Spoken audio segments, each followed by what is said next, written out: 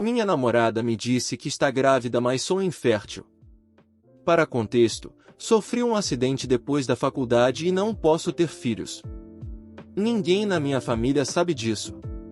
Eles sabem sobre o acidente, mas não sobre essa questão.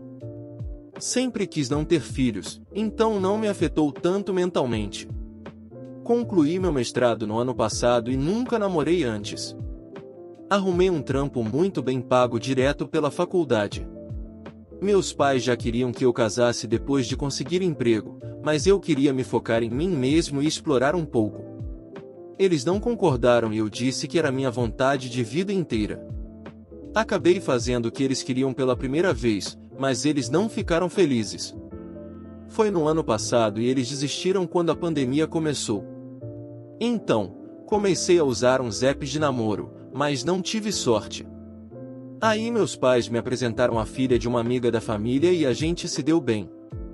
Olhando para trás, foi bobagem. Ela concordava com tudo que eu dizia e nunca reclamava de nada, o que me deixou meio estranho.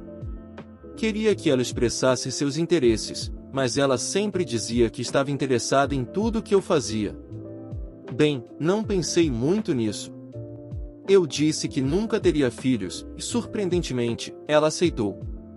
Pensei, caramba, ela é a pessoa certa. Afinal, é bem difícil encontrar alguém que não queira ter filhos no meu país, ou pelo menos eu achava isso. Mas estávamos nas fases iniciais e eu não tinha contado sobre o acidente. Resumindo, tivemos relações há um mês. Usei camisinha, porque segurança vem em primeiro lugar. No dia seguinte, ela começou a me ignorar um pouco.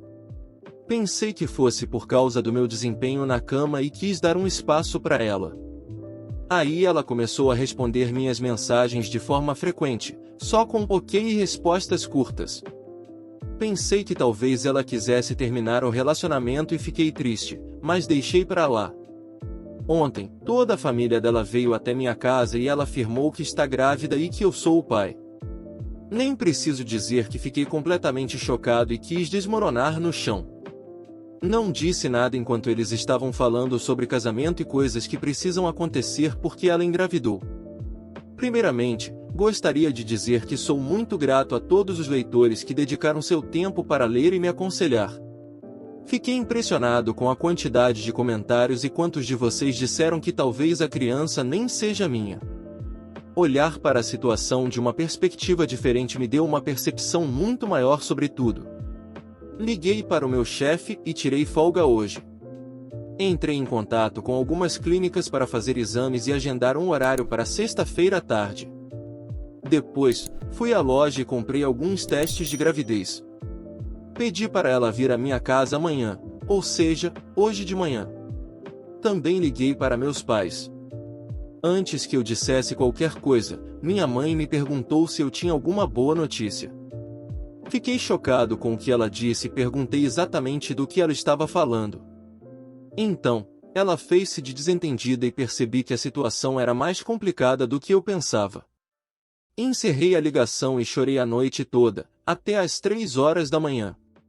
Um homem adulto chorando pela primeira vez desde a 8ª série. Ela veio hoje de manhã com os pais, mesmo depois de eu ter dito para ela vir sozinha. Eles estavam sob a impressão de que eu iria discutir planos de noivado com eles. Eu disse para eles esperarem do lado de fora, chamei ela para entrar e eles fizeram um escândalo. Eu disse que todos poderiam ir embora ou deixar apenas ela entrar, e eles concordaram. Entreguei os testes de gravidez a ela e disse para ela provar que realmente estava grávida, indicando onde era o banheiro. Ela começou a gritar comigo, algo que nunca tinha feito antes. Fiquei chocado. Então, ela saiu pela porta e chamou os pais dela.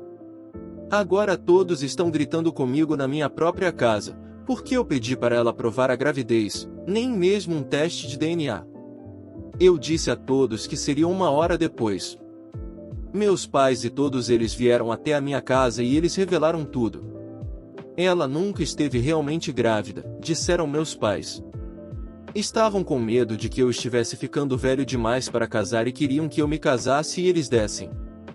Eles planejaram tudo isso e estavam apenas esperando eu fazer sexo com ela para fazerem isso. Eu desabei e chorei novamente. Durante toda a minha vida, fiz exatamente o que meus pais queriam. Sempre tive notas altas e nunca pedi nada. Eu disse a eles para saírem e nunca mais falarem comigo novamente, chorando em 3 palavras. Eles disseram que os pais sabem o que é melhor para os filhos e que eu deveria fazer o que eles dizem. Fiquei extremamente bravo e mandei-os na minha língua nativa, o que foi muito ruim. Por uma vez, acho que eles perceberam que eu estava falando sério, e todos saíram. Bloqueei todos eles antes de enviar uma mensagem aos meus pais para nunca mais me procurarem na vida deles, mesmo que um deles esteja morrendo. Atualização final. Quero agradecer a todos por dedicarem seu tempo e me ajudarem com conselhos nos últimos dias. Sinto como se um fardo tivesse sido tirado de cima de mim, especialmente em relação aos meus pais, que sempre esperam muito de mim. O primeiro dia após o confronto foi um verdadeiro caos. Meus pais forçaram parentes a entrarem em contato comigo pedindo que eu considerasse, rindo. Mas eu recusei e eles pararam. Após uma mensagem dura minha pedindo para não me procurarem, também marquei consultas para planejamento familiar, incluindo a vasectomia, que será no próximo mês. Algumas pessoas perguntaram se eu contaria isso para minha família, mas não contarei. Meu corpo, meu negócio. Claro que informarei futuras possíveis parceiras de que não quero ter filhos e que já fiz uma vasectomia. Algumas pessoas perguntaram de onde sou da Índia. Como lidei com uma amizade interesseira? Não vou negar, é uma sensação extremamente desagradável quando as pessoas só te procuram quando precisam de ajuda e depois desaparecem, ignorando você até a próxima vez em que necessitam de algo. Recentemente minha amiga me pediu para comprar um liquidificador processador de alimentos especial para o aniversário dela, que custava cerca de $150 australianos, pois o antigo dela havia quebrado. Nós dois somos estudantes universitários, mas ela tem um orçamento mais apertado do que eu, já que não recebe ajuda dos pais. Claro, ela age de forma amigável, me animando e tudo mais, como se fossemos melhores amigos. No entanto, depois de 2 meses de completo silêncio, é como se nada tivesse acontecido. Por algum motivo decidi erroneamente que já que somos amigos há tanto tempo e estou de bom humor, por que não ir até a loja, tirar uma foto do processador de alimentos e enviá-la para minha amiga? Ela respondeu, sim, é esse mesmo. Muito obrigada, muito obrigada. Então, eu comprei o presente. Enquanto estava no ônibus, comecei a refletir sobre nossa história de mensagens juntos, segurando aquele enorme liquidificador nos braços. E notei as grandes diferenças na quantidade de mensagens que eu escrevo para ela em comparação com o esforço dela em suas mensagens. E isso contrastado com a mudança na quantidade de mensagens que ela me envia nos últimos dias. Eu sempre sou o único a iniciar a conversa, a menos que ela precise de algo. Era como se ela apenas me tolerasse. Rapidamente envio uma mensagem para ela. Vamos sair de novo depois do seu aniversário? Sua última mensagem foi há 2 minutos, para testar e ver se ela realmente se importa comigo como pessoa, em vez de me ver como um caixa eletrônico ingênuo. Enquanto espero, desço do ônibus e vou para casa a pé. Quando coloco o liquidificador na bancada da cozinha, percebo que a cor dele combina muito bem com a minha cozinha e começo a considerar comprar outro para mim. Verifico minhas mensagens novamente e vejo que fui convidado para o grupo de chat de aniversário. A amiga ainda está online, mas ela não respondeu a mim, como se tivesse jogado o celular no meio do Oceano Pacífico após cada mensagem que enviei para ela. Comecei a perceber o padrão em que ela me mandava mensagens e que essa amizade estava causando um grande impacto na minha saúde mental. Porque eu deveria sempre me preocupar se recebo ou não uma resposta, como se eu não fosse bom o suficiente. Decidi sair do grupo de chat de aniversário. O que foi imediatamente notado pela minha amiga, já que ela me mandou uma mensagem perguntando por que fiz isso e não respondi a minha mensagem anterior. Decidi que não queria mais ser amiga dela, então a deixei sem resposta e fui fazer um milkshake de sorvete de banana. Estou bebendo enquanto escrevo isso em vez de estudar. Droga, com o novo liquidificador que ela achava que ia ganhar de mim. Sinceramente, preferiria que alguém me dissesse claramente que me odeia, em vez de fingir ser minha amiga por anos apenas quando precisa de mim. Foi uma lição há muito esperada, mas agora me vejo com um novo liquidificador legal para fazer minhas receitas, então nem tudo foi ruim, suponho. Atualização. Uau, passaram-se apenas algumas horas. Para ser honesta, não esperava ter uma atualização tão cedo para todos vocês, mas o que acabou de acontecer foi tão hilário que meu coração ainda está acelerado. 10 minutos depois de deixar minha amiga sem resposta por horas. Ela me mandou uma nova mensagem dizendo como é. Verifico rapidamente nossas mensagens e vejo o que ela está escrevendo. Antes que ela possa terminar o enorme ensaio que estava escrevendo, respondo. Eu sei que algumas pessoas estão me dizendo que minhas amigas podem estar tentando recuperar o que quer que seja, e vocês podem estar absolutamente certos. Mas na minha cabeça, há duas maneiras de isso acontecer.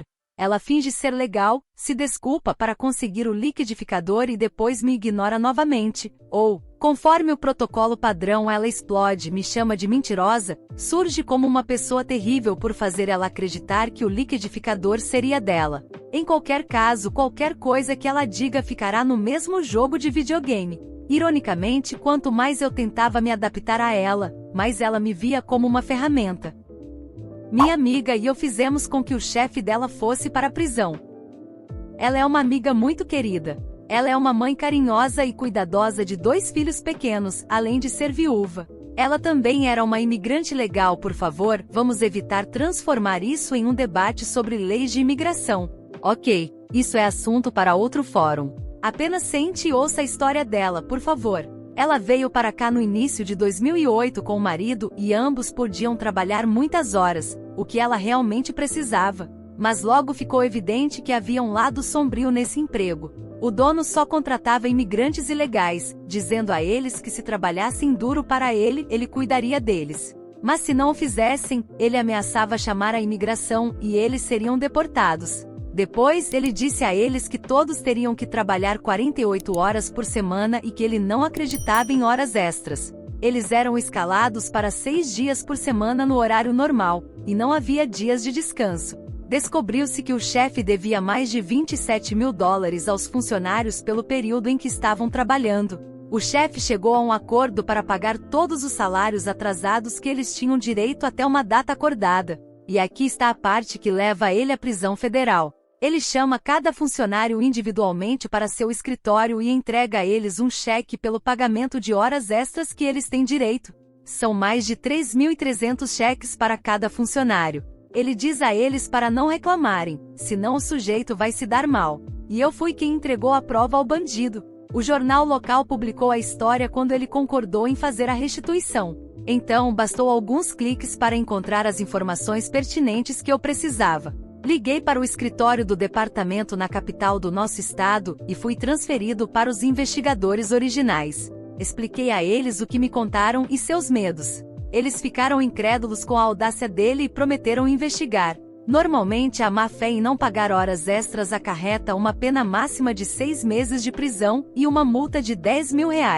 O juiz sentenciou-o a 5 anos de prisão. Não sei se ele cumpriu toda a pena, mas aposto que ele nunca mais fará isso novamente. No entanto, seus colegas de trabalho continuaram na lanchonete de rosquinhas, que era administrada de forma justa, devo acrescentar, pela esposa do chefe. Ninguém foi deportado. Não sei sobre os outros, mas Moe se tornou cidadão dos Estados Unidos no outono.